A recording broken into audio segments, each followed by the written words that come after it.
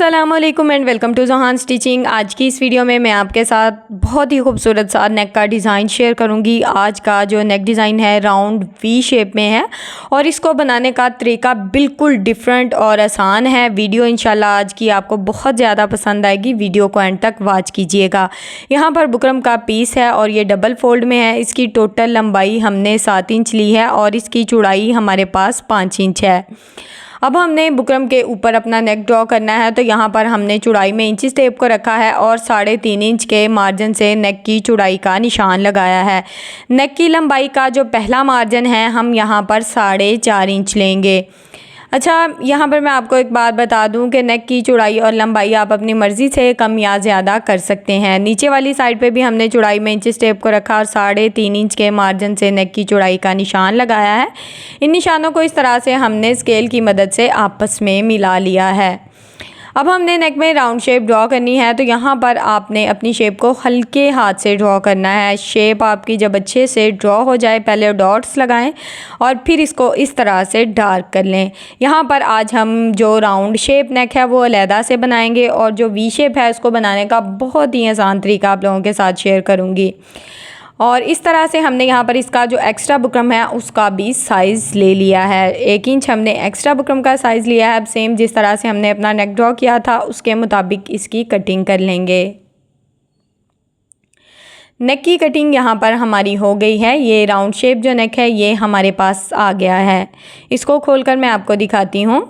ये देखें, खूबसूरत सी एक राउंड शेप हमारे पास आ गई है। अब हमने अपना जो बाकी का नेक है उसको रेडी करना है। तो यहाँ पर हमने साइड बॉर्डर से 2 पट्टियाँ तैयार की हैं। पट्टी को आपने गौर से देखना है।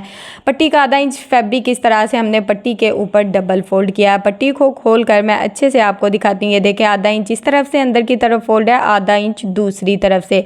अब बुकरम की टोटल चौड़ाई हमने यहाँ पर 1 इंच ली है।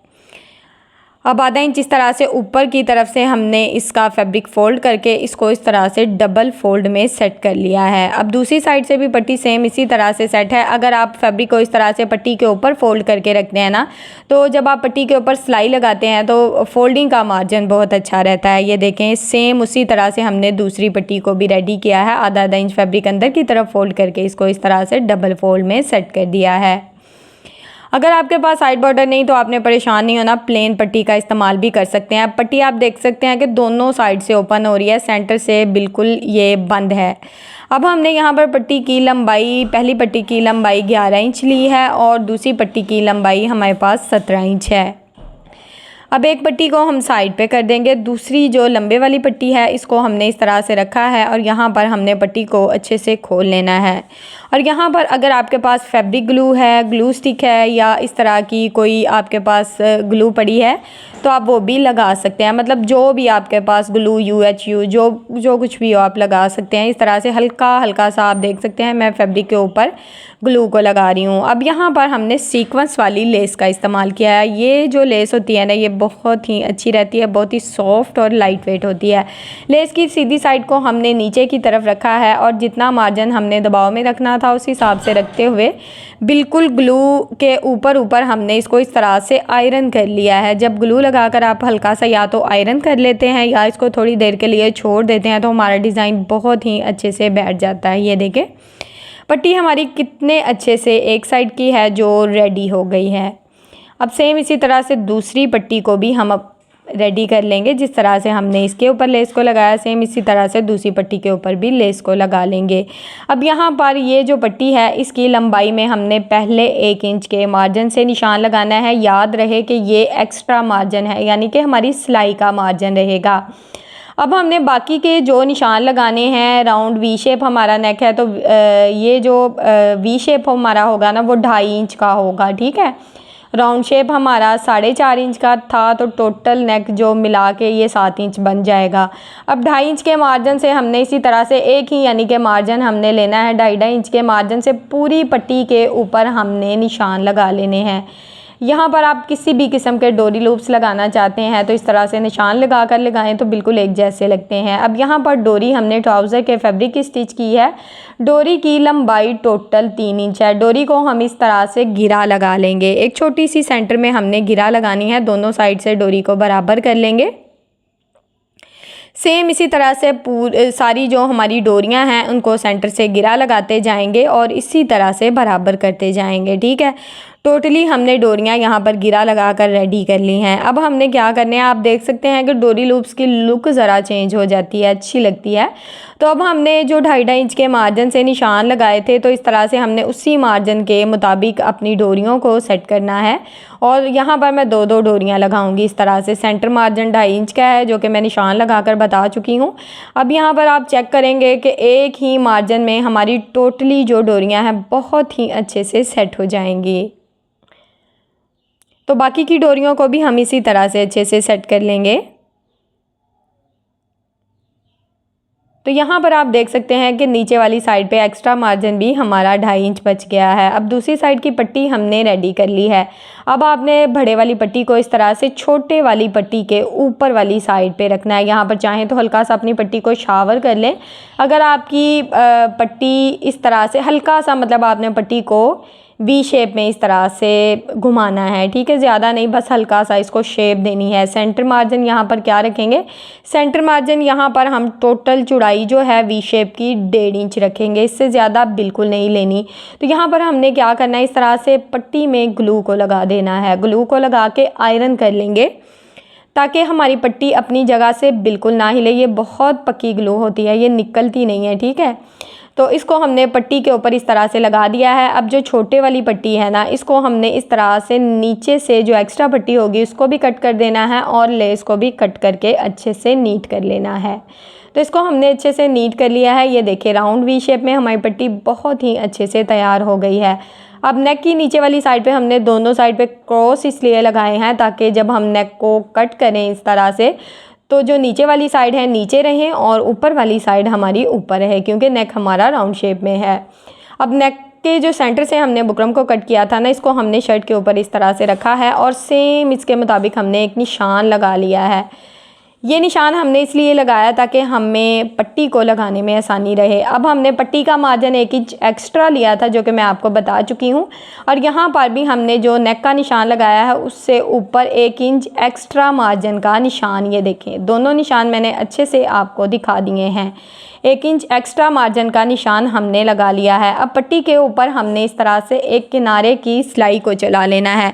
सिलाई को चलाने का मकसद ये है कि यहाँ पर हम बाद में सिलाई नहीं लगा सकते, तो हमें पहले सिलाई लगाना होगी।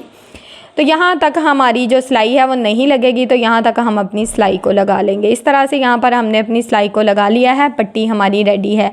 अब हमने जो 1 इंच का मार्जिन ऊपर बढ़ा के रखा था, पट्टी का भी बढ़ाया था, सेम उसी मार्जिन के मुताबिक हमने अपनी पट्टी को पिन अप कर लेना है अच्छे से।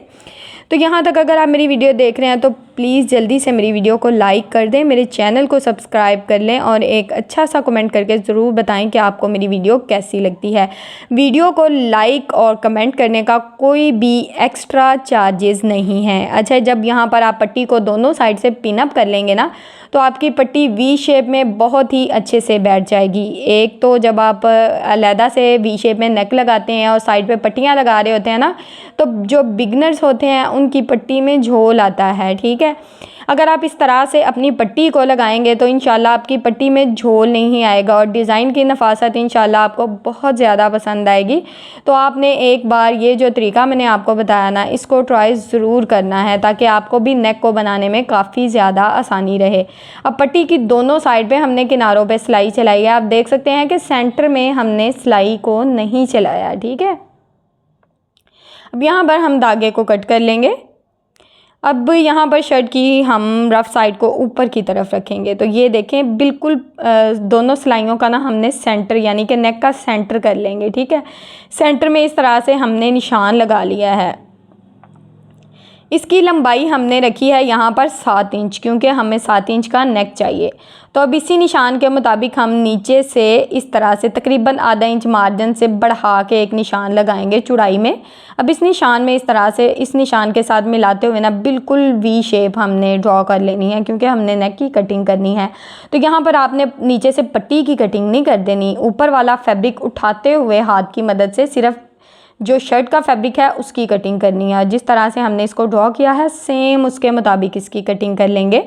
अब यहाँ पर हमने ये जो पट्टी है इसको इस तरह से नीचे की तरफ फ़ोल्ड कर देना है और बाकी की पट्टी को इस तरह से डबल फ़ोल्ड कर लेंगे, दोनों साइड से डबल फ़ोल्ड कर लेंगे। और यहाँ पर अब चाहें तो आयरन करके ना साथ ही हैंड स्टिच कर लें, चाहें तो नेक के साथ कर लें।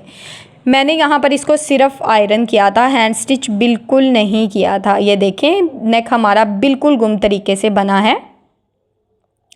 अब यहाँ पर नेक को हमने अलग-अलग फैब्रिक पे लगाया है। नेक की एक साइड पे ना हमने इस तरह से निशान लगा लिया है, बिल्कुल बुकरम के साथ साथ ही आप देख सकते हैं। इस तरह से आपने भी निशान लगाना है, ये निशान दोनों तरफ लगाए हैं। अब ये जो एक्स्ट्रा मार्जिन हमने बढ़ा के आधा इंच रखा है ना, इसके ऊपर भी इस तरह से निशान लगाना है। निशान लगाने का ये मकसद है कि हमने इसकी ऊपर लगानी है लेस, तो लेस आपकी ऊपर नीचे नहीं होगी। अब हमने पूरे राउंड नेक में इस तरह से 1-1 इंच के मार्जिन से निशान लगा लेने हैं, क्योंकि हमारे पास इतनी लेस नहीं है। दामन में मुझे लगानी थी, लेस काफ़ी ज़्यादा कम थी, तो मैं राउंड शेप में लेस को नहीं लगा सकती थी, तो मैंने लेस को छोटे छोटे टुकड़ों में कट करके इसी तरह से 1-1 इंच के मार्जिन के मुताबिक इसको सेट करना है। अब दूसरी साइड पे भी हम सेम इसी तरह से निशान इस तरह से लगा लेंगे। अब लेस है यहाँ पर 2 डिज़ाइन वाली, अगर एक डिज़ाइन भी हो तो अच्छी बात है, अगर 2 डिज़ाइन भी हो तो चल जाता है, कोई मसला नहीं है।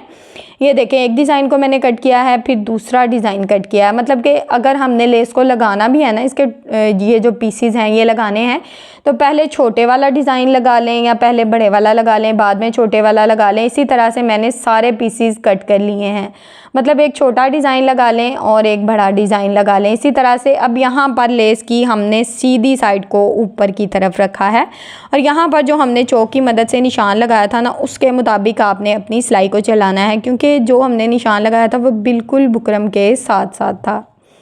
तो इसी तरह से हमने थोड़ा थोड़ा जो 1-1 इंच का मार्जिन था उसको छोड़ते हुए लेस की सीधी साइड को ऊपर की तरफ रखा है। जैसा कि मैं आपको बता चुकी हूँ कि ये लेस सीक्वेंस वाली होती है, ये मतलब बहुत सॉफ्ट होती है, इतनी चुभती नहीं है। और वैसे भी हम छोटे छोटे पीसेस लगा रहे हैं, तो इसने क्या जो बना है, अगर यहाँ पर आप चाहें तो शटल की लेस का भी इस्तेमाल कर सकते हैं। लेस की सीधी साइड को हमने इस तरह से ऊपर की तरफ रखा और सेम इसी तरह से हमने नेक की दूसरी साइड पे भी अपनी लेस को लगा लेना है। अब ये जो आधा इंच हमारा एक्स्ट्रा फैब्रिक था, इसको हमने इस तरह से फोल्ड करके मशीन के 1 फुट की रफ सिलाई चला लेनी है।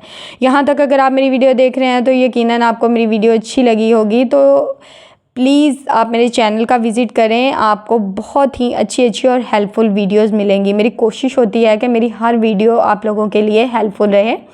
जो मेरी बहनें सिंपल सा डिज़ाइन बना लेती हैं, उनके लिए बहुत ही अच्छे से नेक जो डिज़ाइन है वो बनाना आसान हो सकें।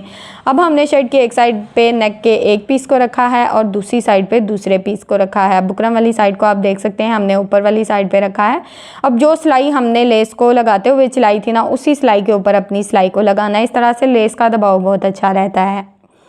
अब ये सिलाई हमने यहाँ पर चला ली है। अब हमने इसका जो एक्स्ट्रा फैब्रिक है उसको कट कर देना है।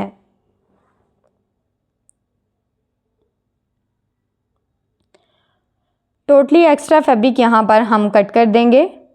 अब हमने पूरे नेक के राउंड में छोटे छोटे कट लगाने हैं, ताकि जब हम नेक को रफ साइड की तरफ पलटें तो हमें नेक को रफ साइड की तरफ पलटने में आसानी रहे।